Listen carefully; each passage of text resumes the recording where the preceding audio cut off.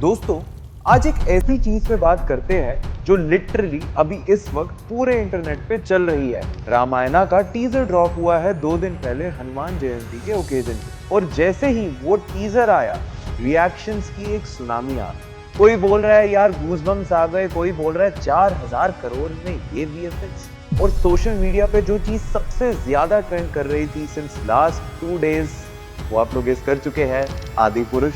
तो आज हम इस पूरी चीज को थोड़ा डेप्थ में समझेंगे, क्योंकि रामायणा सिर्फ एक फिल्म नहीं है दोस्तों, ये एक गैम्बल है।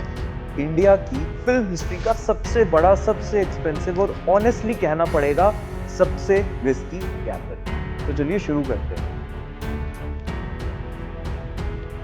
पहले बात करेंगे नंबर्स के बारे में।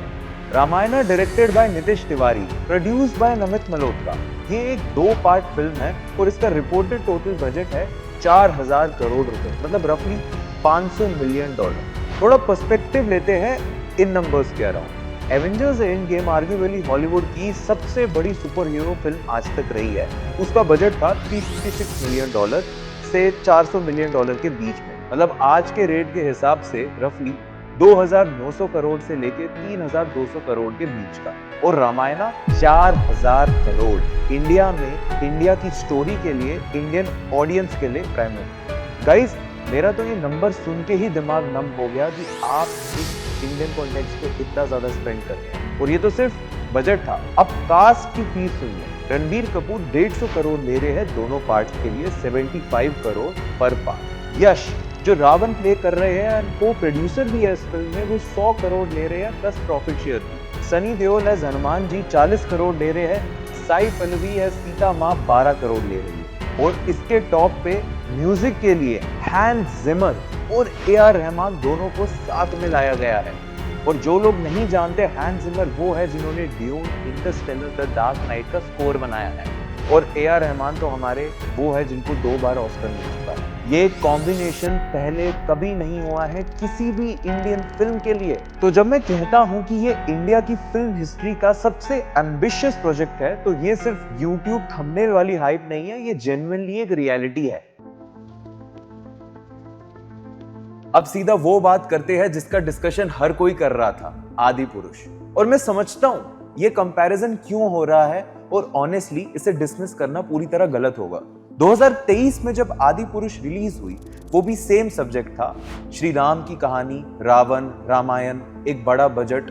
और वो फिल्म ये सब होने के बावजूद भी बॉक्स ऑफिस पे डिजास्टर प्रूव होती है। VFX कार्टूनिश लगते हैं, डायलॉग्स क्रिंज वर्दी होते हैं, और जब लोग थिएटर से निकलते हैं तो वो सिर्फ हर्ट नहीं हुए होते, वो गुस्सा भी होते हैं। और एंटरटेन तो बिल्कुल भी नहीं हुए होते, बट रादर उनकी पर्सनल फीलिंग्स काफी ज्यादा ऑफेंड हो गई थी इस मूवी को देख के। तो नेचुरली कल जब रामायणा का टीजर आया और कुछ शॉट्स थोड़े से रफ लगे, पहला रिएक्शन यही था, यार फिर से आदि पुरुष वाला सीन हो रहा है क्या।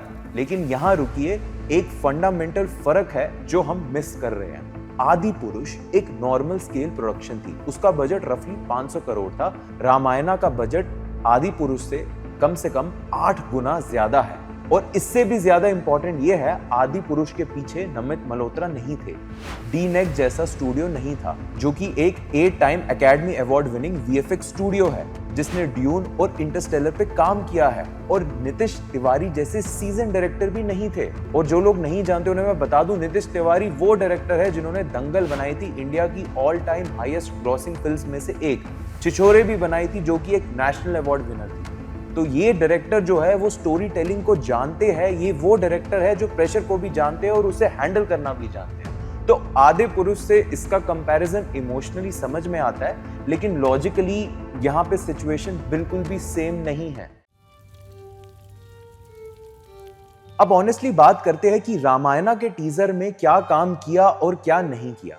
यार मैं जानता हूं काफी लोगों को इशू है इस फिल्म की कास्टिंग से, खासकर रणबीर कपूर की कास्टिंग से, कि रणबीर कपूर राम नहीं लगते। कुछ लोग ये बोलते हैं वो बीफ खाते थे पहले। ऐसी बातें हम सुन रहे हैं जब से ये टीजर आया है। लेकिन टीजर में रणबीर कपूर की जो स्टिलनेस है, जो उनकी आंखें है, जो उनकी कामनेस है, जो ओवरऑल प्रेजेंस है, वो काम कर रहा है एक लार्जर सेक्शन के लिए। और एक चीज पहले ही बता दूं, रणबीर ने न्यूयॉर्क में एक इवेंट में खुद कहा था, जब नमित 4 साल पहले उन्हें ये रोल ऑफर कर रहे थे तो उनका पहला रिएक्शन था सीधा नो। उन्होंने कहा, I remember when Namit offered me this part around 4 years back, my instant reaction was I am not fit enough, good enough. I felt I wouldn't be able to do full justice. और ये हमें दिखाता है कि रणबीर कपूर कितने cautious थे इस role को चूज करने के लिए। एंड ये मेरे हिसाब से तो स्क्रीन पे भी दिखता है, उनकी जेन्युइननेस, उनकी कमिटमेंट दिखती है। He is literally coming after 3 years and this stillness, this hard work is according to me visible in the teaser. अब बात करते हैं रामायणा के टीजर में उस बात की जो मुझे सबसे ज्यादा सही लगी। मुझे सबसे ज्यादा सही लगा पुष्पक विमान का लास्ट शॉट। ऑनेस्टली वो एक ब्यूटीफुल मूवमेंट था। लोटस इंस्पायर्ड डिजाइन, फ्लावर जैसा स्ट्रक्चर, क्रिएटिव ओरिजिनलिटी थी वहां पे। अनलेस कुछ लोगों ने लास्ट टाइम अटेम्प्ट किया था पुष्पक विमान दिखाने का, बट वो गेम ऑफ थ्रोन्स में चले गए थे। और लास्ट में यश का जो 1 सेकंड का ग्लिम्स हम देखते हैं एज रावण, वो सिर्फ 1 सेकंड ही आपको बताता है कि ये बंदा इस रोल में बहुत ज्यादा डेंजरस होने वाला है। इसके अलावा जो रामायणा के टीजर में मुझे और बहुत सही चीज लगी वो था इसका म्यूजिक। हैंस जिमर और ए.आर. रहमान का कॉम्बो सिर्फ नाम पे नहीं डिलीवर किया गया। टीजर में जो बैकग्राउंड स्कोर था वो जेन्युइनली हैवी था। कुछ मोमेंट्स में जेन्युइनली गूज़बम्प्स आए। 2 मिनट 38 सेकंड के इस टीजर में according to me the best part was the music. अब जो कंसर्निंग था उसके बारे में भी बात कर लेते हैं। वो था ओपनिंग के कुछ वीएफएक्स शॉट्स, स्पेशली राक्षस वाले सीन्स की अगर हम बात करें तो कुछ लोग बोल रहे हैं वो गॉड ऑफ वॉर जैसा लग रहा था, कुछ लोग बोल रहे हैं गेम ऑफ थ्रोन्स जैसा लग रहा था, कुछ लोगों को PS5 जैसा लग रहा था, किसी गेम प्ले का पार्ट लग रहा था। क्रिटिसिज्म कंप्लीटली इनवैलिड तो बिल्कुल भी नहीं है यहाँ पे, लेकिन यहाँ एक इंपॉर्टेंट पॉइंट समझना जरूरी है। ये फिल्म आईमैक्स के लिए शूट की गई है। जो आप अपने फोन की स्क्रीन पर देख रहे हो वो 70 फुट की आईमैक्स स्क्रीन पर कंप्लीटली डिफरेंट एक्सपीरियंस होता है। Depth, scale, everything changes. एक यूजर ने रेडिट पे बहुत सही चीज पॉइंट आउट की, this movie is film for IMAX, so we can't feel the vibes and graphics from a mobile phone, which could be true to a very large extent according to me. और दूसरी बात, post production अभी complete नहीं हुआ है। Film Diwali 2026 में release हो रही है, मतलब अभी भी 6-7 महीने हैं। VFX टीम्स इसको पॉलिश करेंगे, ये फाइनल प्रोडक्ट नहीं है जिसको हमने देखा था। अब वो चीज पे आते हैं जो इस फिल्म के साथ जेन्युइनली यूनिक है और जेन्युइनली टेरिफाइंग भी है मेकर्स के लिए। रामायणा कोई नॉर्मल स्टोरी नहीं है। ट्रॉय जैसी मूवी जो कि ग्रीक माइथोलॉजी का पार्ट थी, इंटरेस्टिंग थी, एंटरटेनिंग थी, but no personal attachment was attached with it from an Indian stand point. Lord of the Rings भी एक फैंटेसी है जो हमें एक्साइट जरूर करती है, बट डीप डाउन हमारा एज इंडियन उसके साथ कोई कनेक्शन नहीं है। रामायणा के साथ ये ऑप्शन नहीं है। ये स्टोरी सिर्फ एंटरटेनमेंट नहीं है, काफी लोगों के लिए ये फेथ है, ये आइडेंटिटी है, ये चाइल्डहुड है, ये हर घर में है। रामानंद सागर की सीरीज हो, मॉर्निंग प्रेयर्स हो, श्री राम का मंदिर हो, ये कहानी हर जगह एग्जिस्ट करती आई है अलग अलग फॉर्म्स में। इसका मतलब है कि ये फिल्म सक्सीड भी करे तो लोग क्रिटिकली जज जरूर करेंगे, फेल हुई तो ऑफ कोर्स जज करेंगे और लोग फिल्म मेकर्स को पर्सनली अटैक भी करेंगे, कास्टिंग पे सवाल उठेंगे। और अगर एक भी सीन इनएक्यूरेट हुआ तो विद इन मिनट्स आपको एक्स पे उसका ट्रेंड होता हुआ मिल जाएगा। तो जो प्रेशर नीतीश तिवारी और नमित मल्होत्रा पर है वो सिर्फ फाइनेंशियल प्रेशर नहीं है, वो इमोशनल और कल्चरल प्रेशर भी है जो किसी भी इंडियन फिल्म पे कभी भी नहीं था। और इस जगह तक मेरे हिसाब से आज तक कोई फिल्म मेकर ना पहुंच पाया है और लार्जली अभी तक दिख भी नहीं रहा है कि कोई पहुंच पाएगा। अब थोड़ा नंबर्स गेम पे आते हैं क्योंकि ये इंपॉर्टेंट है। 4000 करोड़ की फिल्म का ब्रेक इवन कैसे होगा? स्टैंडर्ड इंडस्ट्री के रूल ये कहते हैं कि फिल्म को अपने बजट का रफली 2.5x से 3x कमाना होता है to account for prints, advertising and distributor cost. तो रफली 10,000 से 12,000 करोड़ वर्ल्ड वाइड कलेक्शन की जरूरत है रामायण को। अब अगर आप इंडिया की बिगेस्ट फिल्म्स देखिए तो अभी तक दंगल नंबर 1 पे आती है जिसका वर्ल्ड वाइड ग्रॉस अभी तक 2070 करोड़ हो चुका है। बट यार इसमें एक बात ये भी है कि वो चाइना की वजह से भी था क्योंकि वहां से अकेले दंगल ने 1300 प्लस करोड़ रुपए कमाए थे। बिना चाइना के दंगल का वर्ल्ड वाइड कलेक्शन 700 से 800 करोड़ के अराउंड। बाहुबली 2 पे आते हैं तो उसका वर्ल्ड वाइड ग्रॉस भी अप्रोक्सीमेटली 1788 करोड़ के आसपास।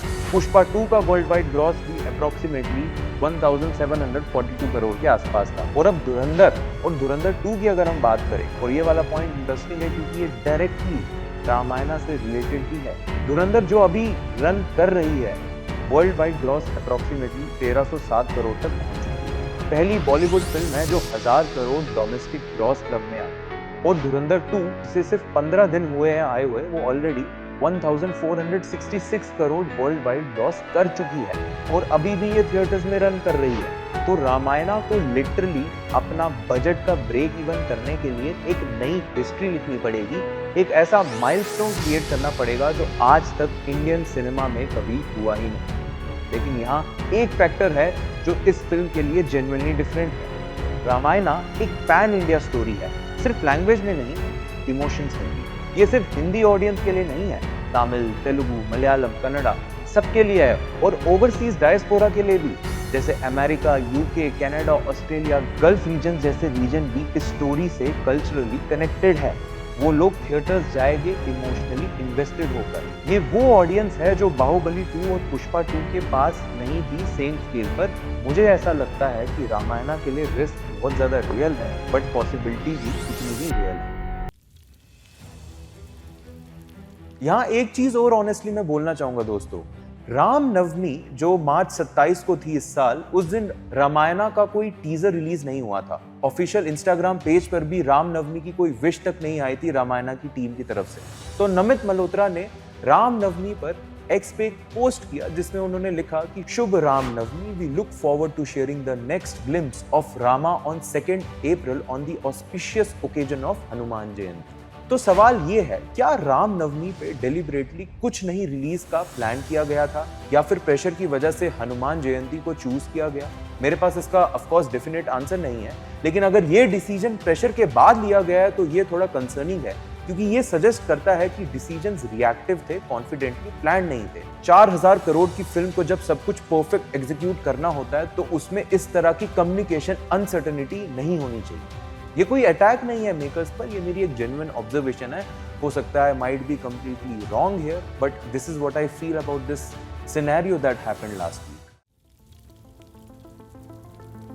अब बात करते हैं रणबीर की कास्टिंग के बारे में। बहुत लोगों ने कहा रणबीर को श्री राम का रोल नहीं करना चाहिए था, उनकी जैसी पर्सनल लाइफ रह चुकी है, उनके जो पर्सनल चॉइसेस रह चुके हैं वो श्री राम के कैरेक्टर से मैच नहीं करते हैं। और मैं जेन्युइनली समझता हूं ये सेंटिमेंट, पर्टिकुलरली उन लोगों के लिए जिनका श्री राम के साथ एक डीप रिलीजियस कनेक्शन है। लेकिन एक सेकेंड के लिए सोचते हैं, अगर हम ये स्टैंडर्ड अप्लाई करना शुरू कर दे कि एक्टर की रियल लाइफ मैच करनी चाहिए उनके उस मूवी रोल के साथ जो वो प्ले कर रहे हैं, तो मैं आपको लिटरली बता रहा हूँ, बॉलीवुड में प्रैक्टिकली कोई नहीं बच सकता। और इससे भी इंपॉर्टेंट मैं यहाँ पे एक पॉइंट ऐड करना चाहूंगा, रणबीर ने अपने श्री राम के रोल के ऊपर एक कमेंट दिया था।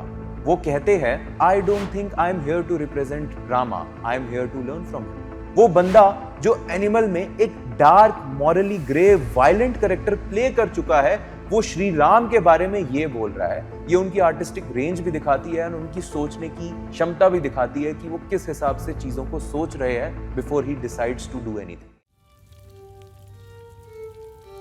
अब इस पार्ट में मैं थोड़ा ऑनेस्ट होना चाहूंगा। जब ट्रॉय रिलीज हुई थी 2004 में, इंडिया में लोग एक्साइटेड थे। Brad Pitt as Achilles, massive Greek mythology, people enjoyed, reviewed, celebrated.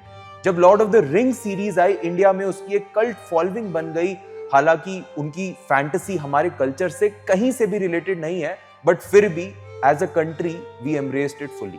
लेकिन जब हमारी अपनी स्टोरी, हमारी माइथोलॉजी, हमारे अपने श्री राम का कैरेक्टर जब वो स्क्रीन पर आने वाला होता है, इस स्केल के साथ, इस इन्वेस्टमेंट के साथ, एक सिग्निफिकेंट सेक्शन इमीडिएटली प्रॉब्लम्स ढूंढना शुरू कर देता है। एक यूजर ने एक्स पे एग्जैक्टली इस पॉइंट को बहुत सही तरीके से पॉइंट किया। उन्होंने कहा that we are always harsher on our own culture. If this exact same thing came from Hollywood, the reaction here would be completely different. And दोस्तों, अगर मैं आपको इसकी रियलिटी बताऊं तो history has been a proven record here.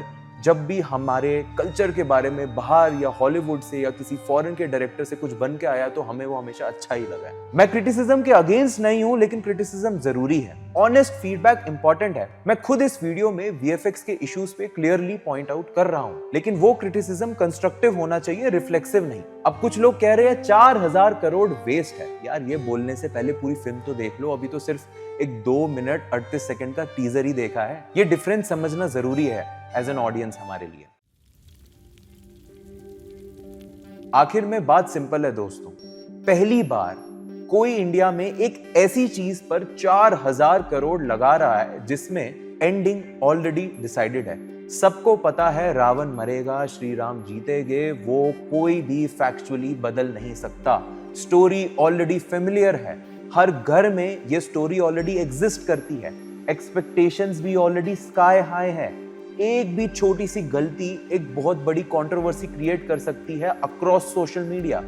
फिर भी नमित मल्होत्रा, नीतीश तिवारी, रणबीर कपूर, यश, ये सब लोग ये रिस्क ले रहे हैं।